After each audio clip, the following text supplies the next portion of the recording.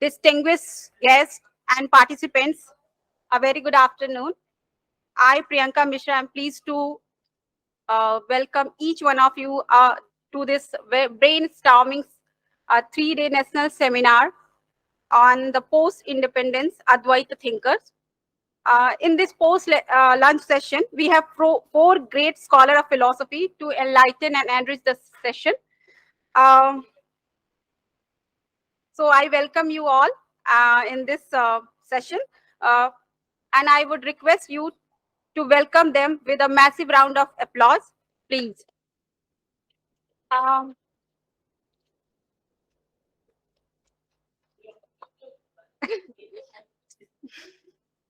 Today we have with us Professor R.C. Pradhan, who is going to preside over this session. Professor Pradhan is a former professor of philosophy at the University of Hyderabad. Professor Pradhan has expertise in the philosophy. No, don't. Okay. So now I would request Professor D.K. Mohanta, sir, to come over to the podium and deliver his lecture. Over to you, sir.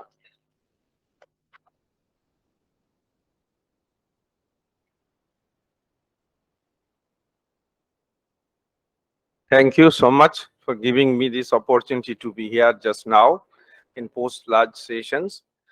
I'm very happy to see all my senior colleagues are here, and I must start with Ajñāna. The title of the paper is the Ajñāna, Adhyāsa, and Pramathanātha Tarkavāgīśa, who has worked on this in Bangla. Unfortunately, these books are not translated into other languages, many, so I shall try to derive resources from his Bangla writings. And then K.C.Bhattacharyya is well known, and his student, Dr. Rashvihary, as I said earlier also, it's rather in our tradition, is a very rich tradition, a living tradition, Advaita tradition. Excuse me, I am not a committed Advaitin, but I'm fond of reading these Advaitas, and somehow in my way I'm going to present. But in most of the cases about K.C.Bhattacharyya, I would presuppose Daniel's presentations on K.C.Bhattacharyya. Since the time is short, the program is long, so I shall try to summarize this. As you know, there is a small treatise by Shankara, which is called Brahma Jnanavali Mala. There is one Karika 21, where it is said, Slokardena Prabhakshami Yaduktang Grantha Kutivi Brahma Sattang Jaganamitta Jiva Brahma Ivana Paraha Idam Evat Shat Shastram Iti Vedanta Dindi. There summarized the Advaita thinking. What is said in the thousands and thousands of verses, I can tell you in a half verse. Brahman is the only reality. The only real is Brahman. And the world of multiplicity is ultimately false. And the identity, there is a complete essential identity between individual self and reality as such. Now there arises a problem about Ajñāna. I think you have seen the abstract. So I shall discuss Ajñāna according to Advaitins. There are people say that if you have to name one epistemic pillar for Advaita, it is the Ajñāna is Bhavarupa, it is positive.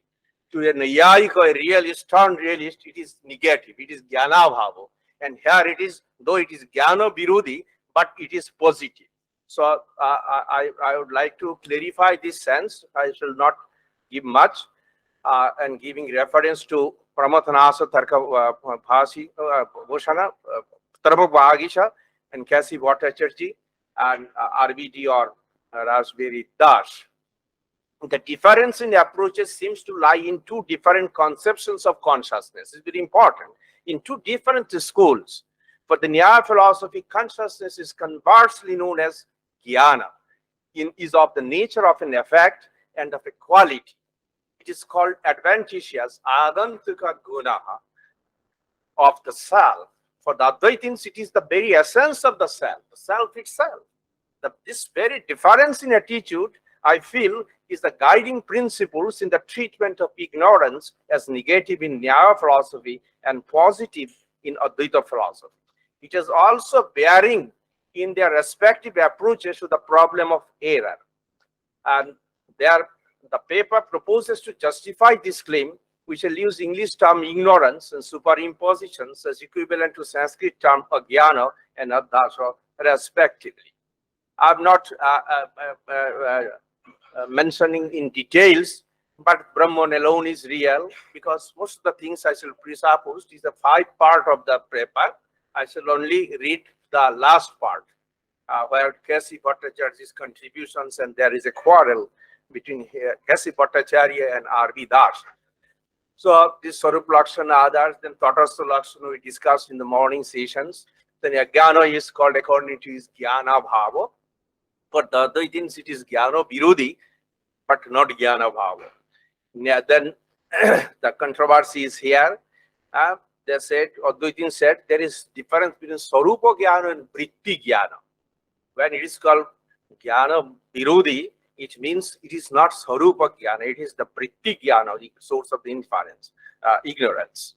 Ajñāna is not purely positive like Brahman, so the state of realization of Brahman destroys Ajñāna, though it appears as positive. So if it is positive, how can it be destroyed? Yes, it can be destroyed. Then in what sense Ajñāna is Bhava-rupa? It is the question. We cannot categorize Ajñāna as purely positive like Brahman. Rashvihary Das has clarified the position. It is positive only in the sense that it is not nothing. Why?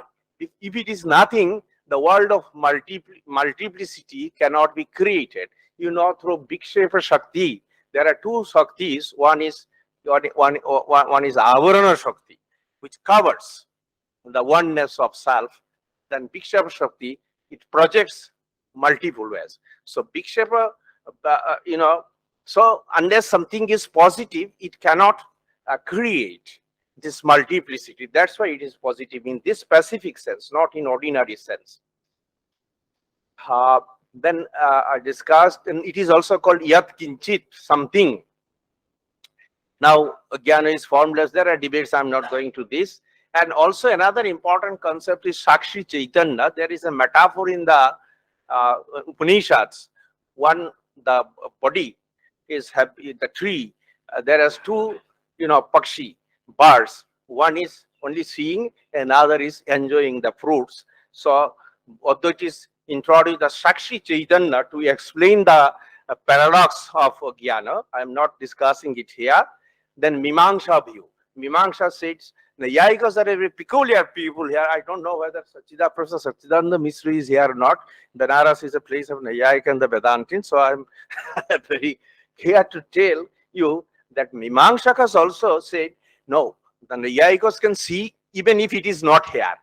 So this is the position of the Nayayika, but Visheshana Bhava Sambandha. If there is no tiger upon the table, even Nayayika would say, yes, I can see it. The table is characterized by the absence of tiger.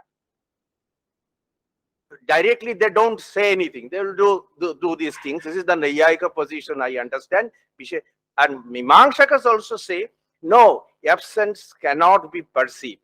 It is known through non-apprehension anupalabdhi. There are controversy, about this. I am not going into that. Only thing is that it is Jnana Bhava for the Nayayikas. And for Advaitins, it is positive, although it is Jnana Virudhi. So, now debate continues.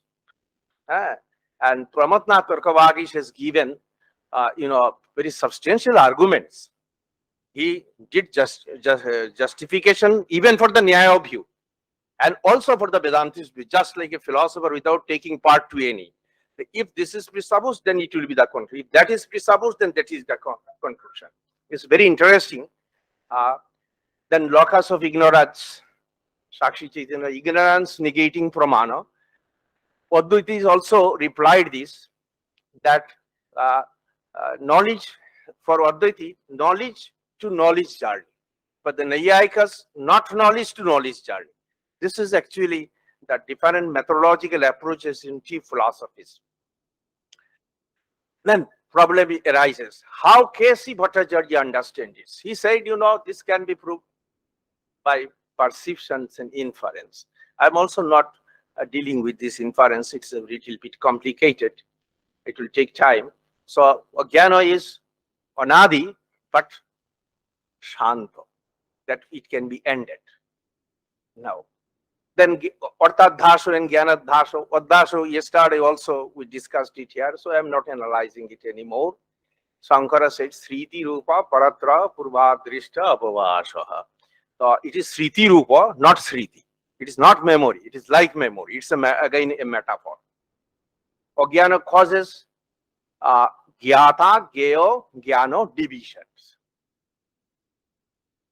Then what is our task now?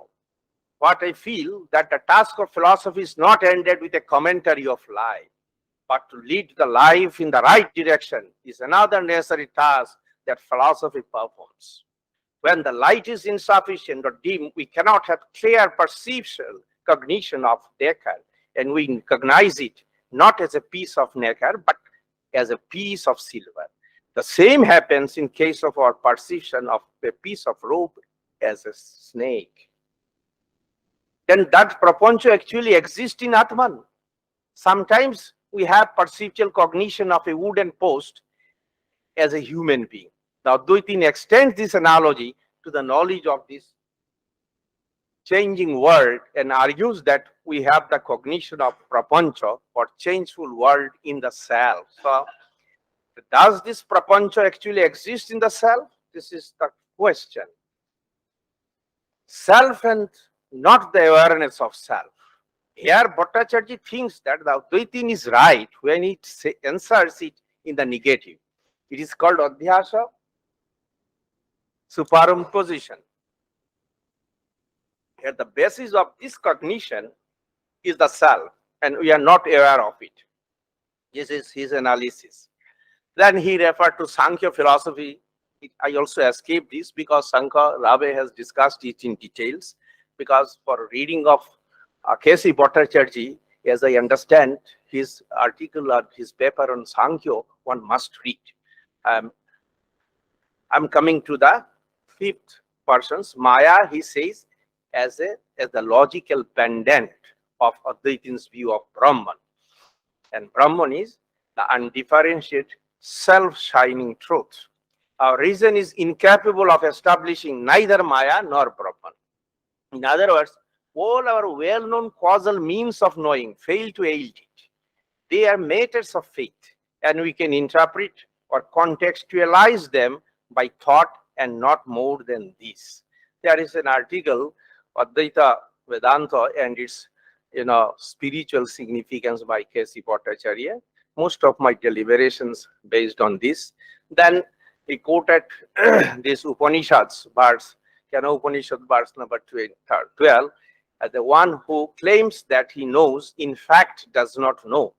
One who knows that he does not know is in fact does not know. What does it imply? Is that what is realized directly as true is not a matter to be expressed in a philosophical theory. So he is not in favor of theory making here. It seems to be an indication to mysticism. I refer the Shatashatra Upanishads, verse 60 and 61. There are two birds analogy. The body is like a tree, and the two birds have the same locus of existence. But the one is enjoying different fruits of actions. The other is only witnessing the act of the former. The individual self has no strength of knowledge, and so is under suffering. The same individual self, when through practices like meditation, etc., and serving God, realizes his majestic power, then he can transcend the spell of suffering. All our philosophizing aims at realizing our limitations of describing what is real in communicable language. Maybe it can be felt, but not described. It is very difficult to explain what is meant by Advaita Vedanta by witness consciousness. He refers to Sakshi Chaitanya. I'm not explaining it because it will take time. So while he explaining the illusion, so for imposition, he said it takes place in two different levels. One is the unobjective subject and the false insofar as it appears as you. And the individual self means the self, feeling itself embodied, and the illusoriness of the embodiment is the illusoriness of the bodily self and merely the self's identity with it. So illusion occurs in two levels. When we conceive I as you, it is the objective subject. And where me is the object. That what is an object? What is meant? In the subject's freedom, in the second paragraph, it starts with this. The object is that which is meant by the subject. There is no subject-object dichotomy in K.C.Bhattacharyya's Advaita Vedanta. Here I am rather aware of the body as simply felt. When afterwards I correct myself, it appears that it is my individual illusion. We conceive you as I, here under the spell of illusion, and the body appears to be a distinct and yet anyway I. Though we correct the first case of illusory cognition, we cannot disbelieve it. Question now comes, how is the subject in K.C.Bhattacharya's philosophy understood? The answer, it is understood only as a distinct and not different from the consciousness of it. It is freedom as such. K.C.B. titles his paper, The Subject is Freedom. I am giving some examples. From A is different from B. One can pass on to B is different from A. From A is distinct from B, we cannot pass on to B is distinct from A. Here one can pass on to B is different from A. So he is questioning the realistic position. Realism, whatever it shades, has failed to distinguish distinct consciousness from different object. This is K.C.B's view. Now, K.C.B, we can summarize it, what he says. To be conscious of oneself as individual, or me, is to be conscious of me, the me as illusory, and the subject or I as truth. It is the illusion of the individuality that suggests the theory of objective illusion called Anirvachaniya Khyatibad. Let us now see how the classical example of Rajju Sarpa, rope snake illusion, has been interpreted by Bhattacharya in the beginning of his essay Shankara's Doctrine of Maya. In such an apparent cognition, there are three stages. The first stage is the state of presentation of snake. We all believe that at that stage that it is real. The second stage is the state of correction that arises due to our perception of the rope as rope. Still then, we have the cognition of the snake with the quality of unreality. The very first percept of the snake turns into a state of illusion as soon as we can affirm it as rope. The past perception of the snake has now a subjective status and we consider it as a possible object. The third stage is the stage of contemplation. And here we are aware of the fact that the so-called snake has no existence at present and it had also non-existence even when it appeared to be perceived. So then he talked about givenness. It is simply a positively unthinkable. We are yet to deny that it as an absolute not.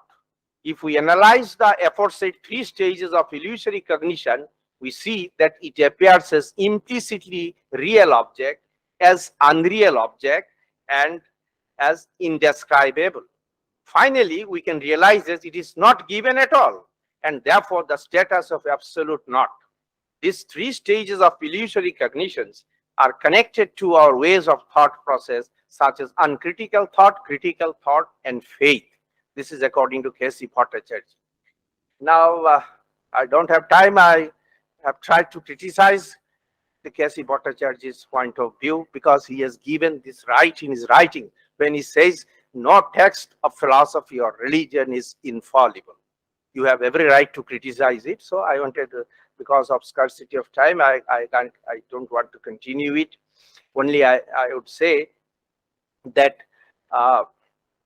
it is Anirvachaniya. There is the concession of truth is not given, but he said self-certified, not self-justifying truth.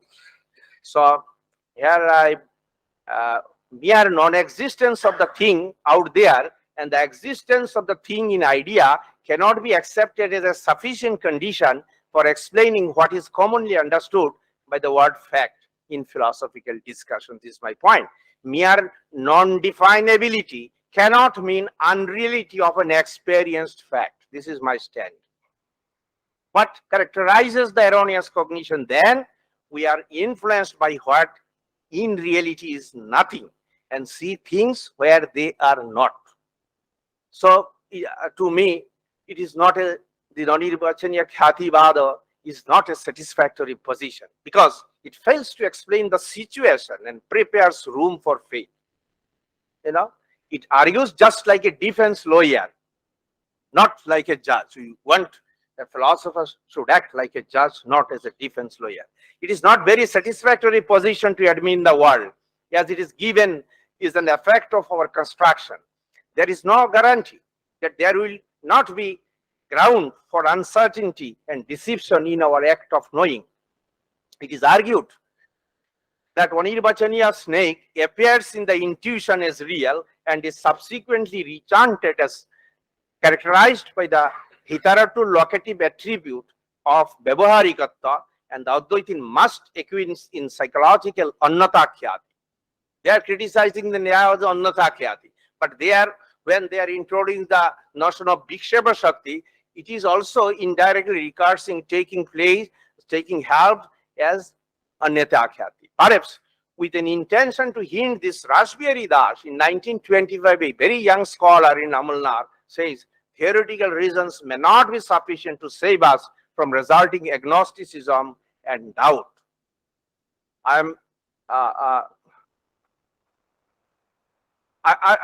advancing an argument against Anirvachaniya Khyati here. According to Advaita, Anirvachaniya ignorance is the source of illusion. It has two powers, as I explained earlier also. So a close and discerning reading of the power of projection indicates that it has the function of Annata Khyati. The concept of Bhikshava itself is the unswearing guarantee for ontological Annata Khyati. Now, possible positions. Is this in this sense when Advaitin objects to Annata Khyati as something which is both logically and psychologically impossible, it badly affects the Advaita theory of error also. The neo-philosophers claim that our causal instruments of knowing are competent enough to give us truth, and they mislead us when they are having some defects. A Nagarjunian Buddhist would see it as an exercise in dogmatism, in spite of posing a claim of apparent optimism or faith in dogmatism.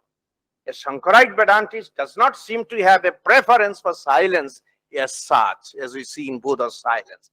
Anyway, I am not elaborating this point here. Let me reserve that excursion for another occasion.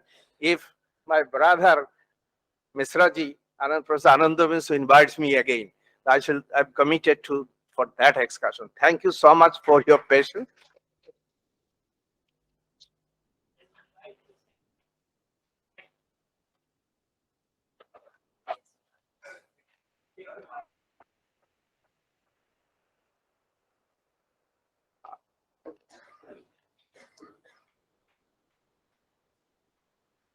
So much. I have two general questions, if I may. The first question is regarding the title, the subject is freedom.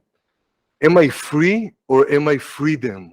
What is the significance of You are free to choose, but you are not free not to choose. My second question has to do with your work on K.C.Bhattacharyya in Bangla. Do you see a continuity between the work in English and the work in Bangla, especially the Bhagavad Gita Vichara, or is there a unique feature to the work in Bangla? Thank you. Yes, actually, K.C. Bhattacharya expired on 1949. Latter part of his life, every day, as if he was in the university, In the morning after breakfast, he used to write in the loose papers and put these things, scattered things. Later on, his son, K.C. Bhattacharyya, got all these papers. My teacher's teacher, grand teacher, Sanat Kumar Sen, he was supposed to type all these things and record. Sanat Kumar Sen gave me some of the rare manuscript during lockdown. I was also free and I utilized it. It does not mean that I am a master on K.C. Bhattacharyya, please excuse me. But the papers edited by Pramathanātha Tarkavāgīśa, these are the earlier collections in late 50s. But apart from this, he has written many articles in Bangla as well as in English. His treatise on Hinduism, it's a different type of things. I find his Bangla writings are more original in a sense. But at the same time, I'm hearing you, his language is so terse in Bangla also, you cannot just change a word from here to there. And most of the time it is incomplete. But you can sense that what he is going to say in the next. In my editorial, I have guessed such things and are verified by my teacher, Professor Kalyan Bakshi, who taught me K.C. Bhattacharyya in 1980 and 81, and still today also we discuss. But I am sure yet I am yet to understand K.C. Bhattacharyya. I'm a student of K.C. Bhattacharyya in this sense. So this is my humble reply.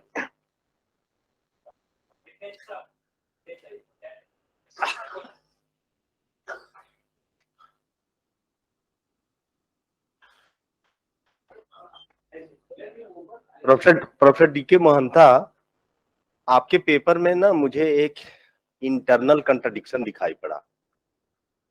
वो internal contradiction इस तरीके से कि आप अज्ञान को भाव रूप एस्टैब्लिश करते हैं। नहीं, मैं नहीं किया, वेदांत सिंह ने किया। नहीं, ये क्या ये निगेटिव है। अज्ञान जो है वो भाव रूप है और उसका बहुत सिंपल आर्गुमेंट है कि अज्ञान चूंकि अनादि है लेकिन वो अनंत नहीं है, उसका बाद हो सकता है, इसलिए उसको हमें भाव रूप ही मानना पड़ेगा।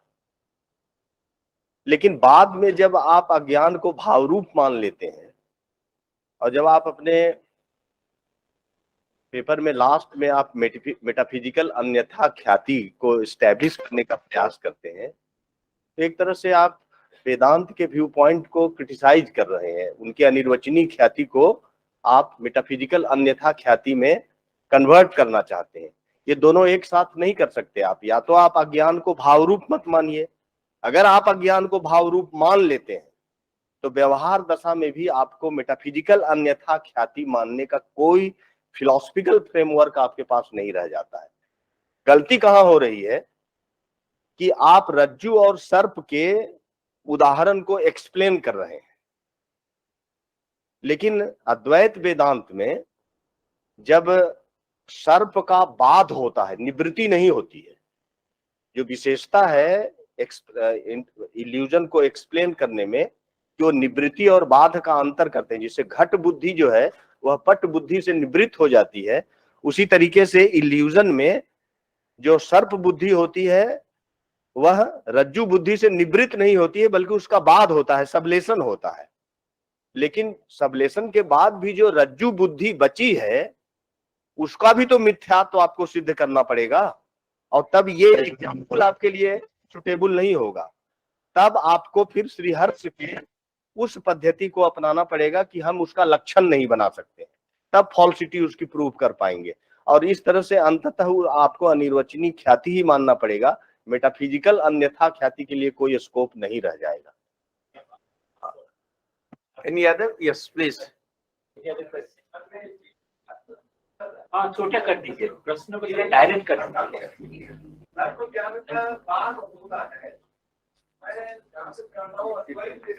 किसी भी प्रकार के ज्ञान का कभी बाध संभव ही नहीं है, माना ही नहीं गया है।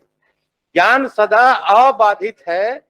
ये नहीं, सर्प बुद्धि का बाध एकदम स्टेटमेंट यूज किया सर ने। कभी भी वहां पे ज्ञान का बाध अद्वैत वेदांत में माना ही नहीं गया है, कहीं नहीं कहा गया है। ठीक, विषय का बाध संभव है, ज्ञान का बाध संभव नहीं है। ये लास्ट प्रश्न रहेगा। लास्ट प्रश्न मेरा है। नहीं आपको कष्ट नहीं दूंगा।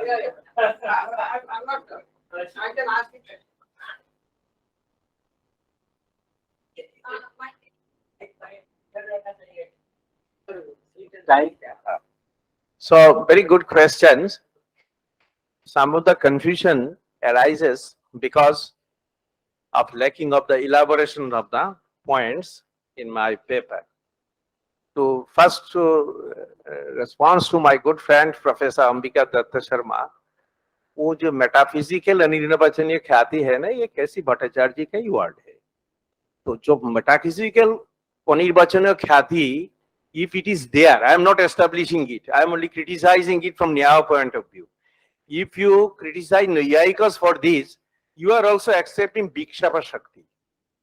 Bhikshapa Shakti means one thing is presented as other things, or one is presented as many. This is the very strong realistic viewpoints. So, Vyavaharika side, you cannot establish, and referring to Jnana Samanya, knowledge universal is another point.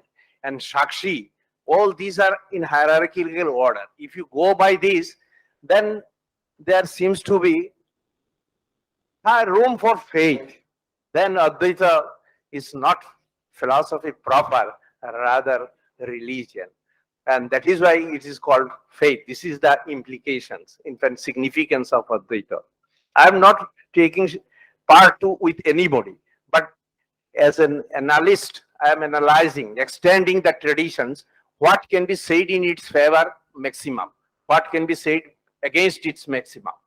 This is the exercise. I am not taking part, but I am taking the place just like a judge here. In that way, I think the tradition can be developed. We can exercise the tradition. We have every right to inherit the tradition, but also we must claim freedom from the tradition. I am claiming freedom from the traditions. In that way, with due honor, I criticized K.C. Bhattacharya's interpretations of error. Any other? Last speaker, I could not actually grasp his point.